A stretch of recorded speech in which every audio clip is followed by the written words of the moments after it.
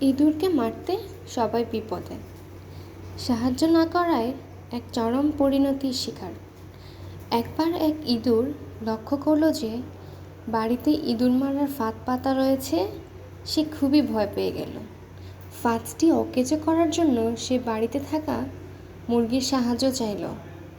মুরগি ঘটনা শুনে জবাব দিল, ফাঁদটি আমার কোনো ক্ষতি করতে পারবে না, অতএব আমি এখানে কোনো সাহায্য করতে পারবো না।